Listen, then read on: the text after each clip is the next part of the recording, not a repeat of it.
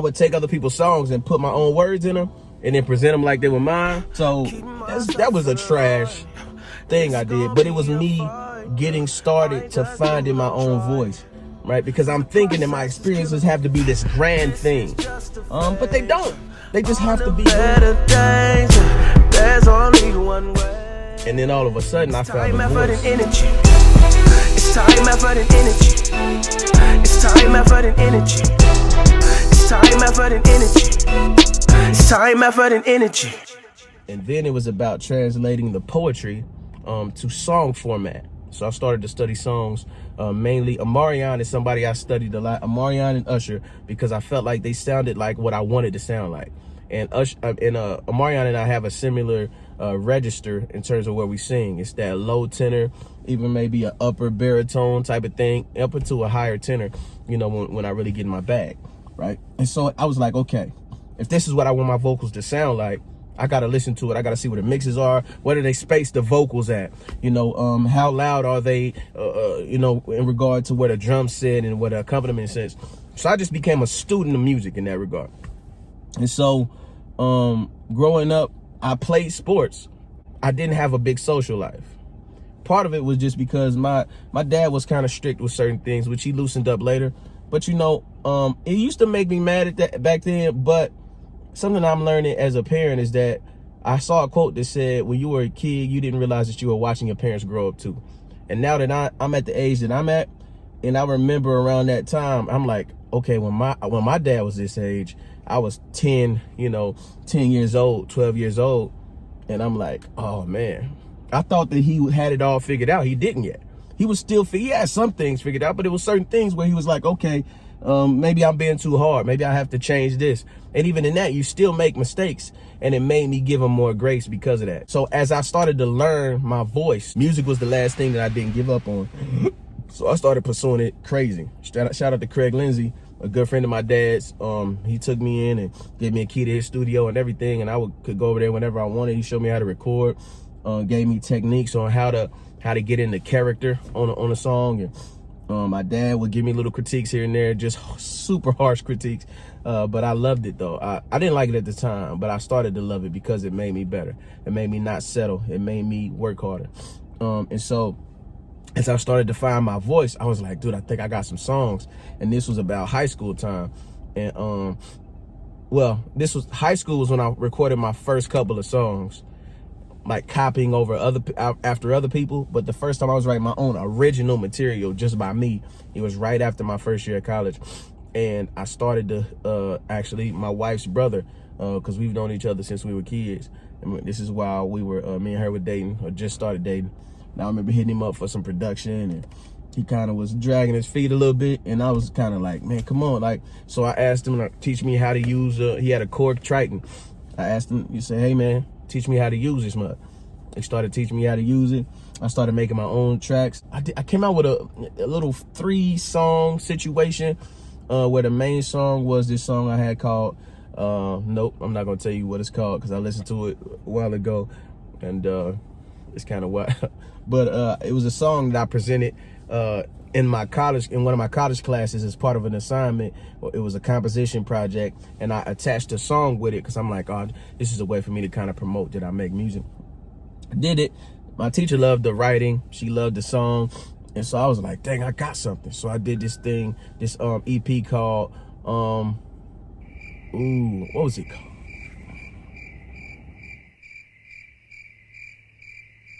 I don't remember what it was called. I'll remember when it doesn't matter anymore. Watch, as soon as I'm done here, I'll remember. But anyway, I did that EP, and then I was kind of finding a groove in going in and recording, making my own tracks, recording. I just developed this thing inside where I'm like, I'm used to people not giving me a shot. I learned with music, I'm not gonna let them take this one away from me. This one means a little more to me. So I'm big on let me earn my failure, man. Don't tell me I'm trash and then tell everybody I'm trash. Let me be trash. And then if you say I'm trash, then I have to accept it.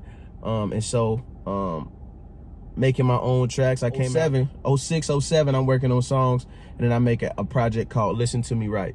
And that was my first full album, if you will. Bad recordings, bad vocals, I was auto-tuning the mess out of everything, but like auto-tuning it in the wrong key.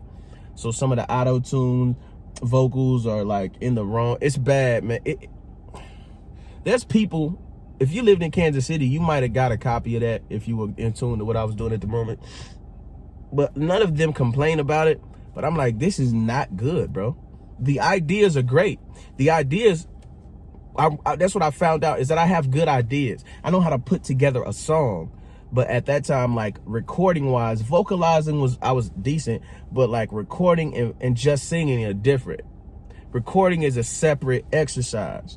And as I'm kind of talking, I'm starting to think of other things that we could talk about on here about, you know, recording and, you know, let me get into my nerd bag, you know, and just, but yeah, so I found out recording was a separate beast.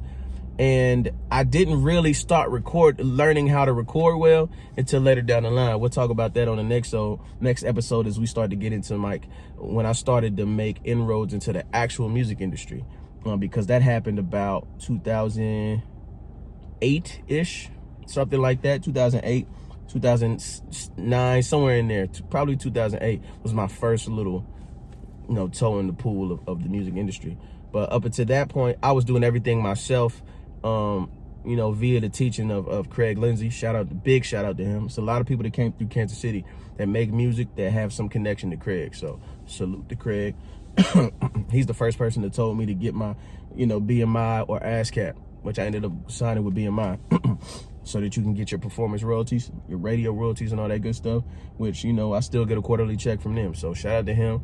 I'm glad I listened, right? So I didn't miss out on no money. Up to that point, I just saw it as largely impossible, especially being from Kansas City. It's a town that may be known for jazz or something like that. But even in that regard, jazz isn't a popular genre where you're gonna become a star, or you're gonna become a person that's recognized, you know, by the masses for jazz. Unfortunately, because there's some of the best musicians out there. One of the things you start to realize is that people don't have to believe in you, and they won't believe in you until they believe in you, right? Sounds like I'm being redundant or sound like I'm being silly, but the reality is that people don't have to believe in you. They don't have to. So all the frustration I was having from people not believing in me or giving me a shot, I had to let it go, because they don't have to.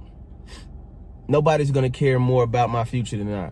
So if there's one thing that that I hope that you take from, you know, parts of my journey and my story, it'll be, you know, not to wait on people to validate what you're doing, not to even hope for people to support it. The reality is our life isn't measured, or won't eventually be measured, by whether or not people like this. It won't be measured by whether or not they agree with you. It'll be measured by what you did with what you had. All of your passions, all of your dreams, all of your goals. What did you do with those? All of your commissions, all of your responsibility to tell the truth, to live right, to love people. You know, for me, you know, to love God, to be righteous in action.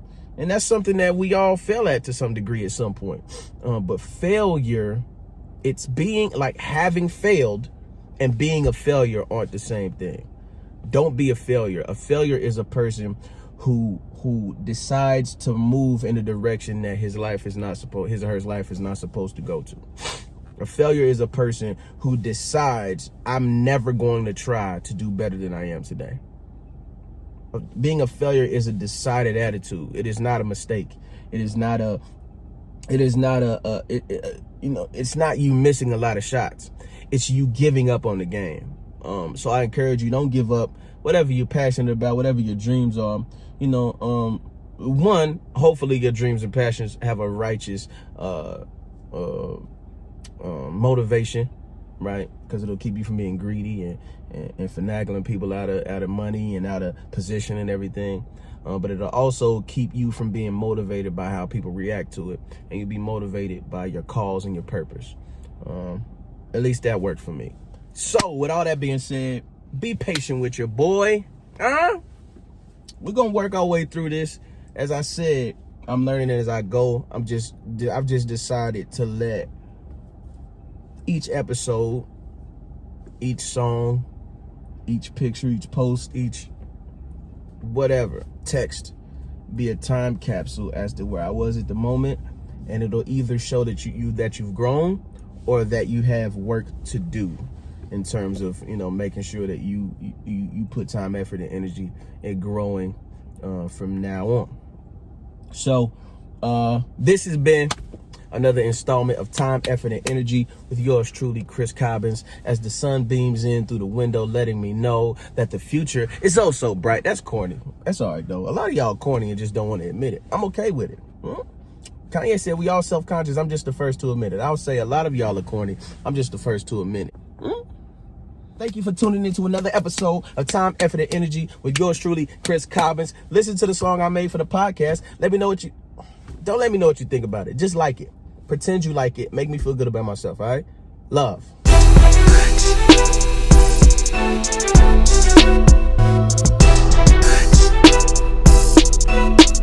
Time, effort, and energy.